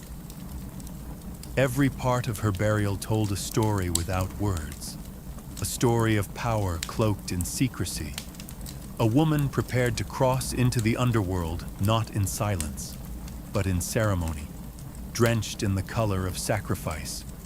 Surrounding the Red Queen's crimson-drenched remains was a world of silence, broken only by the gleam of jade, shell, and obsidian. These were not mere ornaments. They were offerings, each one carefully chosen to accompany her on the journey to the Maya afterlife, the Xibalba. At her sides were jade necklaces, heavy and cold, their polished surfaces still radiant after 300 years underground. Jade was not just beautiful, it was sacred. The Maya considered it a symbol of eternal life. It represented the green of maize, the vitality of the jungle, and the breath of gods. Only the elite were buried with jade. For the Red Queen, it covered her chest, wrists, and ears. A clear sign that in life she wielded influence, perhaps even divine favor. One of the most haunting objects was the jade funerary mask, placed delicately over her face. Unlike the golden death masks of Egypt, this one was subtle, constructed from dozens of tiny mosaic tiles, arranged to mimic the contours of her skull. The mask served a ritual function, to protect the soul, to preserve identity, and to present her as divine in the eyes of the gods. Scattered near her bones were bone needles, obsidian blades, and shell artifacts. These could have been tools of ritual or symbols of her status as priestess, healer, or royal matriarch. One bone pin was engraved, faint but purposeful. A small echo of her voice lost to time. At her feet and along the edges of the tomb were ceramic vessels, still sealed, likely once filled with offerings, food, drink, or incense to sustain her spirit beyond death. The Maya believed the afterlife was a journey, dangerous, layered, filled with challenges. These items weren't luxuries, they were necessities. To modernize, the tomb feels intimate, not overloaded, but intentional. There was no gold, no chariots, no pomp, just items chosen with spiritual weight. It was a map for the soul. Through these treasures, we glimpse how the Maya understood death, not as finality, but as a transition of power. The Red Queen wasn't buried to be forgotten. She was being prepared to ascend. For all the grandeur of her tomb, the Red Queen left behind one haunting void. No name, no inscriptions adorned her sarcophagus. No glyphs on the walls identified her. She was clearly someone powerful, but who? From the moment her tomb was opened, scholars began trying to connect the dots. The most compelling theory: that the Red Queen was Zakbu Ajau, the wife of Kinich Janab Pakal, known today as Pakal the Great, the most famous ruler of Palenque. Zakbu Ajau was more than just Pakal's consort. She was born into nobility and married into Palenque's royal dynasty at a young age. She bore at least 3 sons, all of whom held high status, and she played a key ceremonial role during her husband's reign. If anyone could be buried with such honor, it was her. Supporting this theory was the tomb's location, just a few feet away from Pakal's own grand burial in Temple of the Inscriptions. The proximity suggests a deliberate pairing, husband and wife, rulers even in death. And then there's the cinnabar. Only 2 burials in Palenque were found, with such intense cinnabar coverage. Crackle and the Red Queen. It's unlikely this was coincidence, but here's where the mystery deepens. DNA tests were conducted on both sets of remains in hopes of confirming the connection, but the results, inconclusive. The woman's bones showed no direct maternal link to Crackle, but that didn't rule out a spousal relationship. After all, marriage does not require shared blood. Some have argued she could have been Sak Kuk, Crackle's powerful mother, who ruled Palanque before he came of age. Others suggest she may have been a high priestess, or a sister, or a royal ancestor whose name has simply been lost to history's erosion. Still, the evidence points most strongly to Tsakbu Ajau, a queen by title, a mother of kings, and a spiritual counterpart to Crackle. The lack of a name may not be an oversight. It may have been intentional. In Maya cosmology, the soul lived on not through monuments, but through ritual, symbol, and the whispers of the earth. And so the Red Queen remained suspended between legend and truth, a woman who ruled, remembered not in stone, but in scarlet and silence.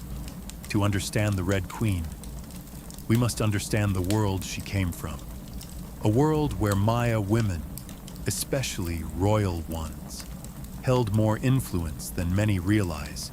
In Maya civilization, politics was often a family affair. Royal women weren't merely passive consorts. They were diplomats, priestesses, and power brokers. They conducted rituals, sponsored temples, and played crucial roles in maintaining dynastic legitimacy. Their bloodlines were political capital, used to forge alliances and secure claims to the throne. Take Sak Kuk, for example, the mother of Crackle the Great. When the throne of Palanque was left vacant, she took power herself and ruled as queen regent until her son came of age. She wasn't a placeholder. She was a ruler in her own right, issuing decrees and overseeing construction projects. Without her, Crackle may never have risen at all, and she wasn't an anomaly. Across the Maya world, in places like Yaxchilan, Naranjo, and Calakmul, inscriptions show women performing major ceremonies, engaging in warfare diplomacy, and sometimes ruling outright. They were often portrayed in stele and murals, dressed in elaborate headdresses and regalia, standing beside kings as equals, or sometimes above them. Their words were carved in glyphs. Their names were remembered, until they weren't. By the time Spanish conquistadors arrived centuries later, much of that memory had eroded. The colonial lens saw native women as silent figures in a male-dominated world. But the archaeology tells a different story, one of complex gender roles, where power was negotiated, not simply inherited. This context casts the Red Queen in a new light. She may not have ruled in name, but her burial, rich, sacred, and positioned beside Crackle, suggests she was a central pillar in the royal order. Her jade mask wasn't just decoration. It was a symbol of identity, of power held in life and protected in death. Her bloodline may have been the very glue that held Palanca's dynasty together. In Maya civilization, a queen wasn't just a queen. She was a keeper of sacred lineage, a voice in ceremony, and often the bridge between gods and men. The Red Queen may be nameless, but in her world, she was never voiceless. The Red Queen wasn't just buried with treasures. She was buried in architecture rich with purpose, layered with Maya cosmology, ritual symbolism, and intentional design. Her tomb wasn't merely a grave, it was a gateway to eternity, Her body was discovered inside Temple Third, one of the smaller pyramids within the heart of Palanca. Yet its proximity to Temple of the Inscriptions, the resting place of Pakal the Great, is telling. These temples weren't built randomly. Their positioning was sacred, guided by astrology, myth, and dynastic legacy. Temple the 13 rises modestly compared to its grand neighbor, but it hides something even more intimate, a sealed crypt, untouched by looters, perfectly preserved. It was constructed deep within the temple's core, accessible only by a steep, narrow staircase. The descent into her tomb feels almost symbolic, a ritual journey downward into the underworld. The chamber itself is stark, made of cut stone, sealed tightly for over 300 years. No glyphs or murals cover the walls. No ornate carvings tell her story. But perhaps that silence is intentional. This was a space not for the living to interpret, but for the dead to transform. At the center, her sarcophagus sits like an altar, crafted from limestone.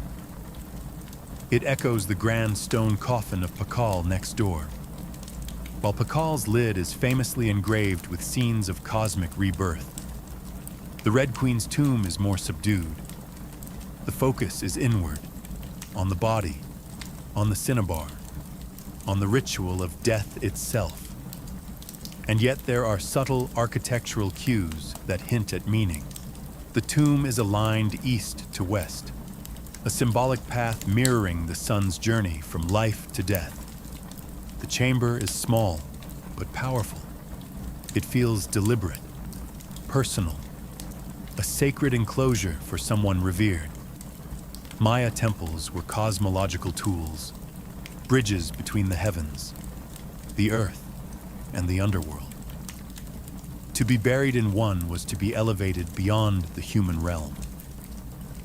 The Red Queen's eternal home wasn't an afterthought.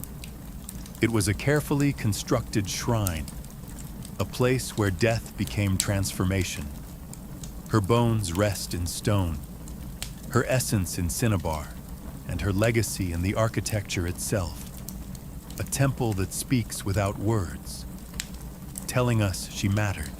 To the ancient Maya, death wasn't the end. It was a threshold, a sacred passage into the underworld, known as Xibalba. And for someone like the Red Queen, this crossing was not only spiritual, it was political, cosmological, and deeply ritualized.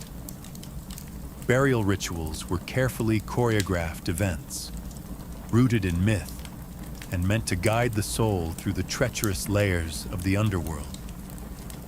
Maya texts and iconography tell us that Xibalba was no peaceful afterlife. It was a maze of darkness, rivers of blood, trials, and gods of death.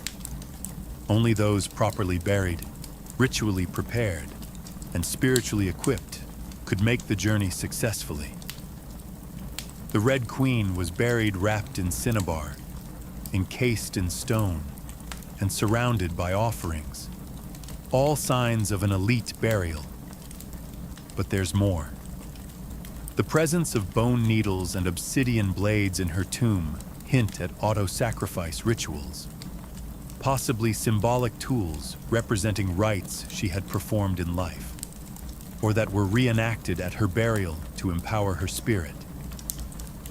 Her funerary mask, carefully assembled from jade tiles, was not simply decorative. It may have served as a spiritual vessel, preserving her face and identity as she journeyed into the afterlife.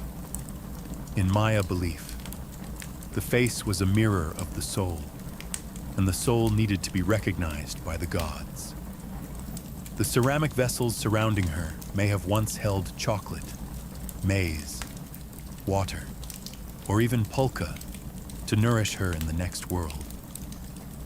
Other items, like stingray spines or shell trumpets, could have represented spiritual tools, calls to the gods, or tokens of ritual communication. Burial wasn't just a goodbye, it was a transformation. The Maya believed in cycles, death as seed, burial as planting, and the afterlife as rebirth. Kings and queens were often seen as earthly incarnations of gods, and in death they returned to those divine origins. The Red Queen, covered in the color of blood, entombed in a pyramid, and honored with offerings, was being prepared for rebirth, not as a mortal, but as a being tied to the sacred order of the cosmos. Her burial wasn't the end of her story. It was the beginning of her legend. Just a few steps away from the Red Queen's final resting place lies one of the most iconic tombs in Mesoamerica, that of Kanich Janab Pakal, known simply as Pakal the Great. His burial inside the Grand Temple of the Inscriptions is celebrated for its artistry, scale, and deeply spiritual symbolism. But what makes the Red Queen's tomb so extraordinary is not only what was inside, it's where it was found. Her sarcophagus was hidden within Temple 3, directly adjacent to Pakal's monument. In a city like Palenque, where every temple was carefully positioned to reflect cosmic principles, this closeness was no coincidence. It was intentional, a statement etched in stone. Many scholars believe the Red Queen was Zakpu Ajau, Pakal's queen and trusted consort. While her tomb lacks inscriptions, the similarities between their burials are striking. Both wrapped in cinnabar, both entombed in pyramids, both buried with jade, and both treated with extreme reverence. These rituals mirror each other, as if two halves of a sacred narrative. Pakal's lid famously depicts him falling into the underworld tree, a cosmic scene of death and rebirth. The Red Queen's simpler tomb contains no such iconography, but the symbolism lies in the pairing itself. If Pakal represented the sun, journeying through the underworld at night to rise again, then the Red Queen may have represented the moon, the feminine force that follows its own mysterious path in the sky. Together, they embodied a cosmic duality, masculine and feminine, king and queen, sun and moon, order and ritual. In Maya mythology, rulership was not singular, it was relational. Harmony in the cosmos required balance, and that balance extended into the dynastic court. By placing the Red Queen beside Pakal, the Maya were preserving not just a marriage, but a cosmic partnership. Their proximity in death may have mirrored their roles in life. A queen not behind, but beside her king, sharing not just a throne, but a legacy. In their tombs, they speak without words. Two souls, wrapped in cinnabar and stone, joined across eternity, one of history's most sacred silences, though her name was lost to time. The Red Queen of Palenque endures, not as a forgotten relic, but as one of the most enigmatic and powerful women of the ancient world. Her tomb, sealed for over 1,300 years, now whispers across centuries, inviting questions that echo louder with every discovery. She represents a mystery that still resists full understanding. We may never know exactly who she was. No glyph carved her name, no steeler told her story. And yet, the care in her burial, the richness of her offerings, the symbolism of her crimson-drenched bones, all speak of a woman profoundly important, not merely as a wife or consort, but as someone who held real influence, spiritual weight, and royal blood. Today, the Red Queen forces us to reevaluate assumptions. She's a reminder that in the ancient Maya world, women were not silent.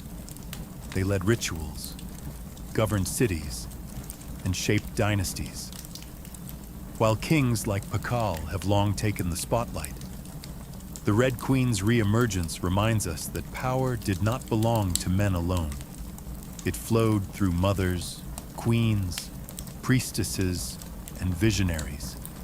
Her legacy is more than the treasures she left behind. It's the conversation she started among archaeologists, historians, artists, and storytellers. Every jade bead, every layer of cinnabar, every architectural choice in Temple Thothid tells us something deliberate. This woman mattered, and perhaps that's the most extraordinary part of her story. Not what we know, but what we still don't. The Red Queen teaches us that history isn't just a collection of facts. It's a living puzzle, a shared human longing to connect with the past. In that sense, her legacy is still unfolding. She lies wrapped in red, the color of life and sacrifice, of blood and rebirth. Her face, once hidden behind a jade mask, now stares back at us through science, art, and wonder. She remains nameless, but not voiceless, mysterious, but not forgotten. The Red Queen may have ruled a kingdom in life, but in death she rules something greater, our imagination. Her tomb was sealed in stone. Her story was written in silence, and still, somehow, she speaks. Frida Kahlo was born on July 6, 1907 in the vibrant district of Coyoacán, then a village on the outskirts of Mexico City. Her childhood home, the Casa Azul, the Blue House, was filled with color, contradiction, and quiet strength. It would later become a sanctuary, a battleground, and a museum to one of the most iconic artists of the 20th century. Frida was the third of 4 daughters born to Guillermo Kahlo, a German-Hungarian photographer, and Matilda Calderón, a devout Catholic of indigenous and Spanish descent. Her parents were opposites. Guillermo, reserved and intellectual. Matilda, religious and emotionally distant. Frida would inherit her father's introspection and artistic eye, but also her mother's fierce resilience. As a child, Frida was imaginative, outspoken, and bold. She read voraciously and asked questions most adults didn't want to answer. But at the age of 6, she contracted polio, which left her right leg thinner and weaker than the other. A physical difference she tried to mask with long skirts, but never allowed to limit her spirit. The illness left her bedridden for months and isolated from other children. During this time, she grew close to her father, who encouraged her to exercise, ride bicycles, and stay mentally sharp. Unlike most girls of her time, Frida didn't aspire to become a wife or a homemaker. Her goal, to become a doctor. She enrolled in the prestigious National Preparatory School in Mexico City at age 15, one of only a handful of girls accepted. There, she stood out not just for her intelligence, but for her rebellious wit, radical thinking, and unique sense of style. She joined a group of young intellectuals known as the Cachuchas, who debated philosophy, literature, and politics. Frida was drawn to revolution, to ideas that challenged tradition. But even in those early years, before the bus crash that would define her body, and before the fame that would define her legacy, Frida Kahlo was already painting herself into the world, with sharp edges, unapologetic ideas, and an identity too big to fit inside anyone else's expectations. She wasn't just growing up in Coyoacán. She was preparing to remake herself entirely. On September 17, 1925, Frida Kahlo's life was split in two. the girl she had been, and the woman she was forced to become. That afternoon, she boarded a wooden bus with her boyfriend, Alejandro Gomez Arias, after school. They were laughing, teasing each other, and probably arguing. Frida never did anything halfway, but moments later, the bus collided with a streetcar, and in an instant, her future unraveled into pain, metal, and silence. The crash was horrific. The streetcar crushed the bus against a wall, splintering wood and flinging passengers. Frida was impaled by an iron handrail. It entered her left hip and exited through her pelvis. Her spinal column fractured in 3 places. Her right leg shattered, her foot dislocated, her collarbone and ribs broke. Her shoulder was dislocated. Her abdomen was pierced. She was just 18 years old. A man covered her with a borrowed overcoat. Someone else noticed her body was sparkling, not from blood, but from the gold powder she had been carrying in a pouch. It had exploded on impact, dusting her broken form in what looked like glittering ash. Frida was taken to the Red Cross hospital and underwent numerous surgeries over the months. She spent weeks in a body cast, flat on her back, immobile, writhing with infection and uncertainty. The future she'd imagined, of becoming a doctor, slipped further away with every passing day. But in that stillness, something began to stir. Her father gave her brushes. Her mother rigged a special easel to hang above her bed. A mirror was placed on the canopy so she could see herself. And there, lying in plaster and agony, Frida began to paint, first out of boredom, then out of obsession. Her first subjects were her own reflection, because she was all she had. But what emerged wasn't vanity, it was survival. The crash had broken her physically, but it had also opened a door into her own mind, her own body, and eventually into the surreal language of pain and identity that would define her art.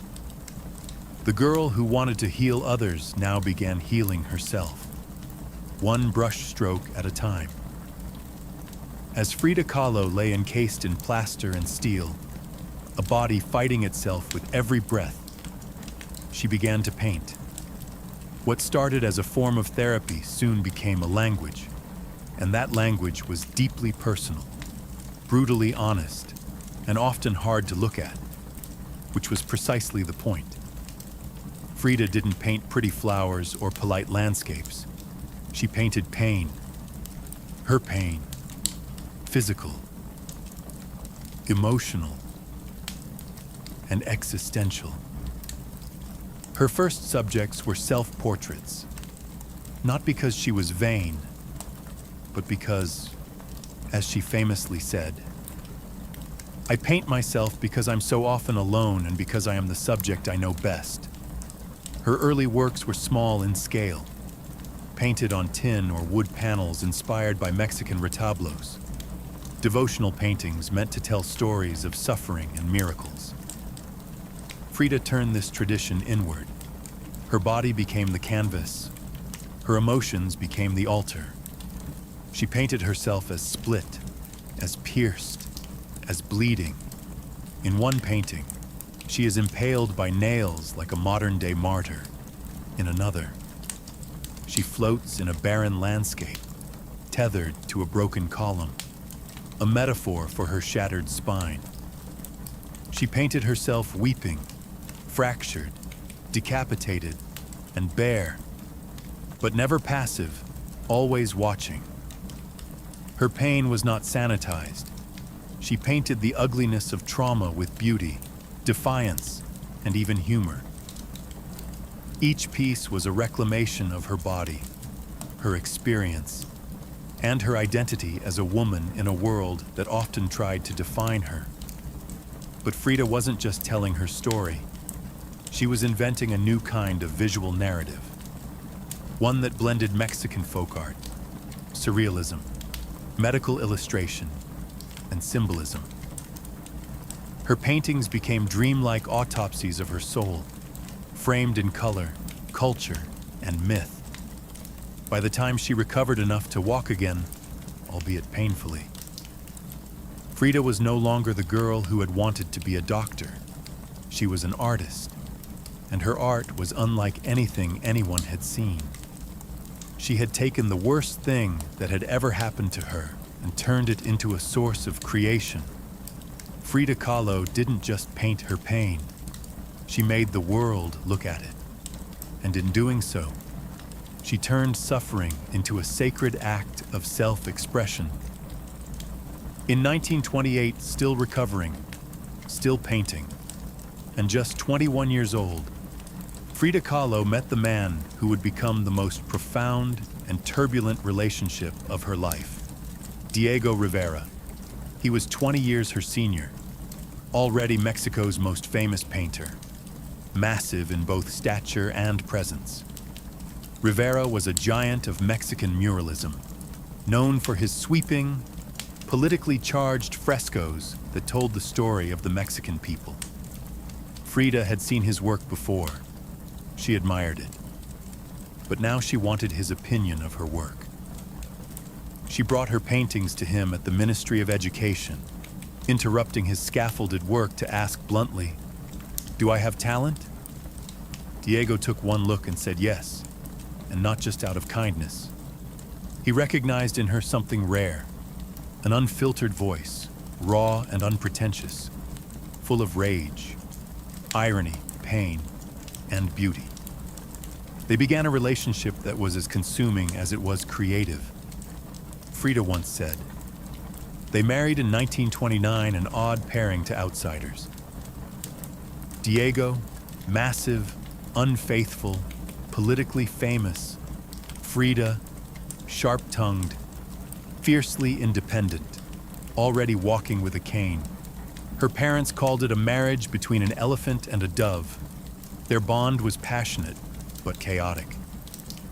Diego supported her art and encouraged her growth as a painter, but he was also endlessly unfaithful, even with Frida's own sister, Christina. Frida was devastated, and in return, she took lovers of her own, both men and women, including rumored affairs with Leon Trotsky and painter Georgia O'Keeffe. They divorced in 1939, then remarried a year later with different terms. This time, Frida would keep her autonomy, her home, her money, her name. Their second marriage was less about traditional love and more about creative partnership and mutual understanding. Despite the betrayals and the heartbreak, Diego remained a constant force in Frida's life. He challenged her. He wounded her. But he also believed in her as an artist, as a revolutionary, and as a woman who could redefine what painting could be. Together, they were not peaceful, but they were legendary. In the 1930s, Frida Kahlo followed Diego Rivera on a journey north to San Francisco, Detroit, and New York, as he completed high-profile mural commissions. These years abroad brought her face to face with American industrialism, wealth, and the contradictions of capitalism, and they left her with deep political discomfort. Frida was a proud Mexican nationalist, a committed communist, and an admirer of indigenous traditions. The opulence she witnessed in the United States, especially while the Great Depression ravaged much of the country, only deepened her sense of disillusionment. In letters home, she mocked the culture's materialism and obsession with appearances. She missed the grit, color, and contradiction of Mexico. While Diego painted enormous murals on factory walls, Frida began to paint smaller, quieter revolutions, deeply personal works on tin and canvas. Her style solidified, sharp, surreal, emotional, and intimate. It was during this time that she produced some of her most iconic self-portraits. Frida didn't just paint herself for vanity, she painted herself to survive. Her identity became her landscape, with her body constantly in pain from her accident, multiple surgeries, and a failed pregnancy in Detroit. She turned inward. Her portraits showed her bleeding, fragmented, exposed. Yet her face was always calm, always direct, unapologetic. One of her most powerful works, Henry Ford Hospital, shows her lying on a hospital bed, crying, surrounded by floating symbols of loss, a fetus, a snail, medical equipment, a cracked pelvis. It was raw, graphic, and deeply emotional. A canvas that bled with truth. Back in Mexico, Frida immersed herself in leftist politics. She and Diego welcomed Leon Trotsky into their home while he lived in exile. Frida wore Tijuana dresses, traditional indigenous garments, not just as fashion, but as a political and cultural statement. Her art was never disconnected from her beliefs, her identity, her body, and her ideology all intertwined in her work. While Rivera was painting murals of revolution, Frida painted its human cost, the body in pieces, the mind on fire, and the self always staring back, in exile and in illness. She became not just a painter of pain, but a painter of resistance. When Frida Kahlo returned to Mexico in the late 1930s, she was no longer just Diego Rivera's wife. She had become something else entirely, a force, an artist whose work radiated with raw honesty, surreal symbolism, and cultural identity. Back in her homeland, she stepped fully into herself. Her Casa Azul in Coyoacan became a sanctuary of color and contradiction. Bright cobalt walls, yellow trim, Aztec statues in the garden, monkeys and parrots wandering freely. The house was a living extension of Frida's imagination. It was a blend of tradition and rebellion, elegance and earth. Here, she surrounded herself with pre-Columbian artifacts, ex-votos, folk art, and revolutionary books. She wore bold Tijuana dresses, wove flowers into her hair, and painted amid the scent of copal incense and the sounds of mariachi on the street outside. This period marked an explosion of creativity. Her paintings became more intricate, more symbolic, and more political. Works like the two Fridas revealed a divided self, one in European dress with a bleeding heart, the other in indigenous clothing, strong and composed. It was Frida's visual autobiography, a portrait of love, loss, and heritage. In 1939, she exhibited her work in Paris, where artists like Picasso, Breton, and Kandinsky praised her fiercely original style. But even among the surrealists, Frida stood apart. When André Breton tried to label her as one of their own, she pushed back. "They thought I was a surrealist," she said. "But I wasn't. I never painted dreams. I painted my own reality." She painted Mexico, not the romantic postcard version, but the living, breathing country she adored. Her work pulsed with symbolism, skeletons, hummingbirds, hearts, thorns, corn, and blood. She honored the indigenous roots of her homeland, while unmasking the violence of its past and present. But even as her artistic voice grew stronger, her health continued to decline. Multiple surgeries, infections, and chronic pain became daily realities. Still, she painted through it, propped up in bed, torso bound in corsets, fingers clenched around the brush.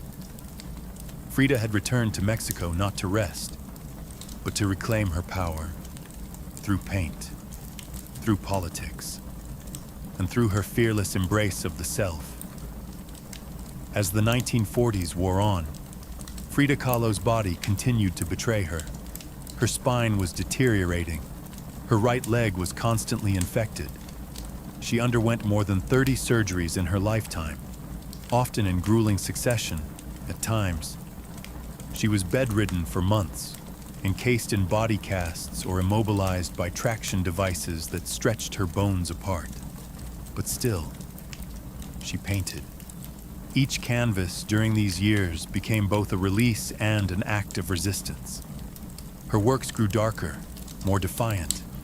She painted with a sharpened by pain, refusing to hide behind metaphor in the broken column.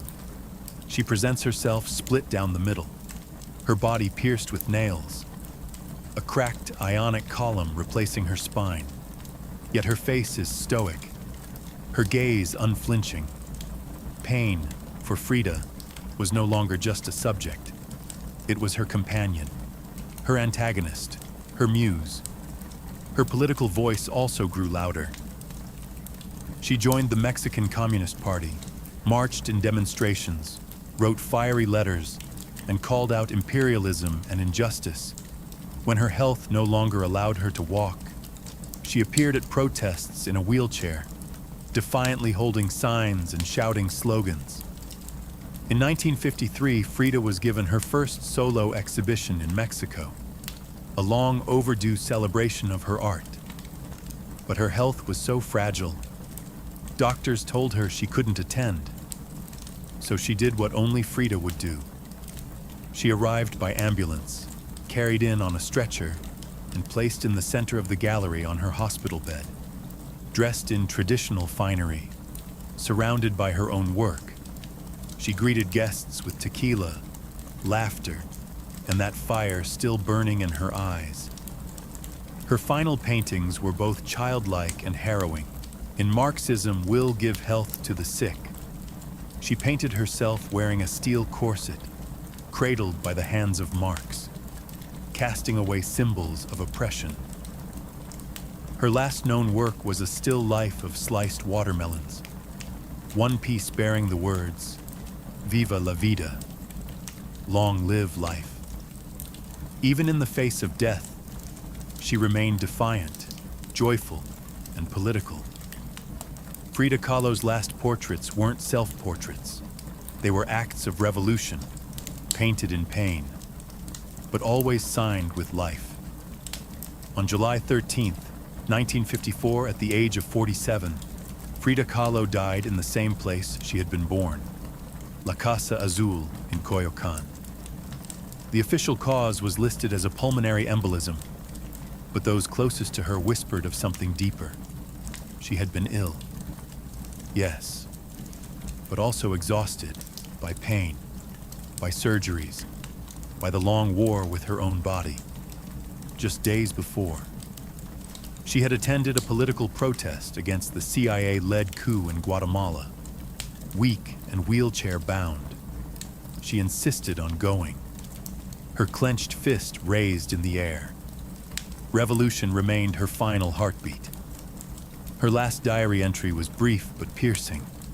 "I hope the exit is joyful, and I hope never to return." Frida's funeral was held at the Palacio de Bellas Artes, Mexico's most prestigious cultural institution. Her body, draped in the red flag of the Mexican Communist Party, was watched over by friends, family, artists, and revolutionaries. Diego Rivera was inconsolable. He called her the greatest love of his life, even as his betrayals had nearly broken her. But in the years that followed her death, something extraordinary happened. Frida Kahlo refused to disappear. At first, her name was whispered only in art circles. Her works weren't easy to categorize, too political for surrealists, too surreal for traditionalists. But slowly, her image, her story, and her defiance began to resonate. Through the 1970s and 1980s, as feminist scholars and activists reclaimed forgotten voices, Frida's became louder. She wasn't just a painter anymore. She was a symbol of pain turned into beauty, of feminism born through resistance, of Mexican identity celebrated without apology, of queerness, disability, revolution, and authenticity. Her face, unibrow, gaze, flowers in her hair became iconic. Her home became a museum. Her diary became a sacred text, and her paintings now hang in the world's greatest museums. Frida Kahlo had lived much of her life in Diego's shadow, but in death, she stepped forward. She didn't just leave behind paintings. She left behind a mirror and dared us all to look, not with pity, not with fear, but with fire. Today, Frida Kahlo's face is everywhere, printed on t-shirts, painted on murals, turned into dolls, memes, posters, and icons. Her signature unibrow, her flower-crowned hair, her direct gaze, all instantly recognizable. But what makes her legacy powerful isn't just that people know her face. It's that they recognize the truth behind it. Frida didn't try to be flawless. She didn't fit into boxes. She wasn't conventional, and she didn't care to be. In a world that demands perfection, she gave us realness. Raw, messy, vibrant, angry, joyful, contradictory realness. She celebrated what made her different: her disability, her queerness, her politics, her culture, and turned it into art that transcended borders and decades. She's become more than an artist. She's a global symbol of defiance, feminism, cultural pride, and creative resistance. For queer communities, she's a fearless bisexual icon who lived openly and unapologetically in a time that demanded silence. For women, she's a reminder that power doesn't require permission. For disabled artists, she's proof that pain can fuel the brush, not stop it. And for Mexico, she's a daughter reclaimed, fierce, folkloric, and forever part of the national soul. Her paintings, once dismissed as too strange or too personal, are now among the most revered in the world.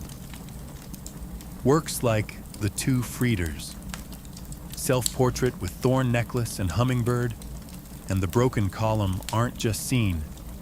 They're felt deeply by anyone who has ever suffered and needed to turn that suffering into something sacred.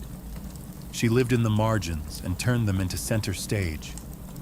She embraced contradiction, a communist who wore gold, a woman betrayed who loved again, a body in pieces with a soul unbreakable. And through it all, she painted, not just with color, but with conviction. Frida Kahlo never asked to be a symbol. She simply told the truth about herself, and in doing so, told the truth for millions of others who had never seen themselves reflected in art before. Now, when we see her face, we see courage, we see color, we see resistance, we see Frida not gone, but immortal.